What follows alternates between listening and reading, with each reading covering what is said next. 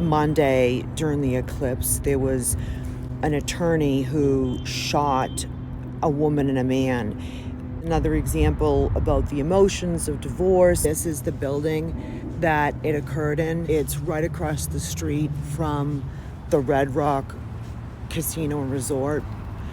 Have learned the name of the two victims and the gunman involved in today's deadly shooting at a law firm in Summerlin. The suspected shooter is a lawyer named Johansson. The two victims were husband and wife, Dennis and Ashley Prince.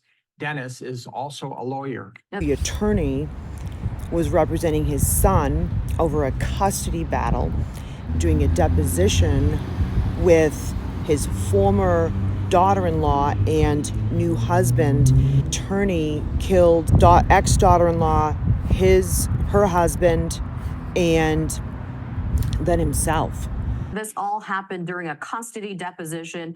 Dennis was representing Ashley. Johansson was representing his son, who is also Ashley's ex-husband. We are told that at one point, Johansson pulled out a gun and then shot the two victims before turning that gun on himself. Stressful time. I spoke with Dan Musgrove. His office was actually on the 5th floor. That's the floor where we now know that shooting happened. He says he was just working. All of a sudden, he heard women screaming from the hallway. They keep their office door open from the office to the hallway. So he says it was pretty easy for them to hear. They ran out into the hallway and they saw two women screaming by the elevator. He says those women were actually in the deposition where that shooting happened.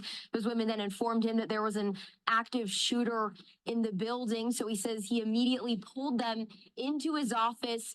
They locked the door. They called 911. Here's how he described the environment of that room with those women as they waited for first responders. They knew shots had been fired.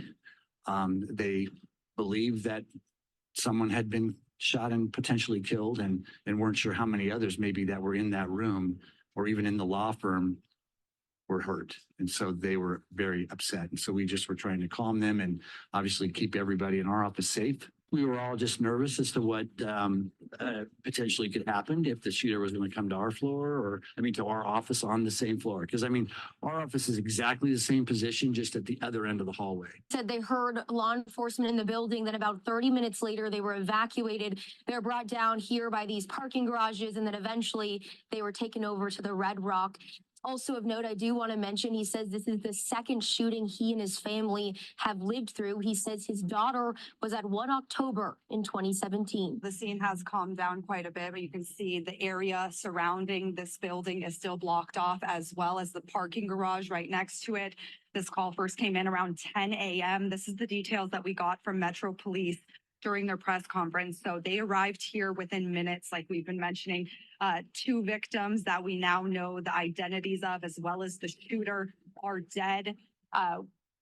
When we asked police earlier about a motive, they said they had a theory, but they were still investigating that theory. And you can see the investigation is still ongoing here on the scene. We have seen a lot of people come out from the surrounding office buildings, going home, telling us what they saw from their perspective, and just kind of in disbelief still that they were so close to such a tragic situation here today. Again, 3 people, including that shooter, killed today in downtown Summerlin at a law office here on the 5th floor.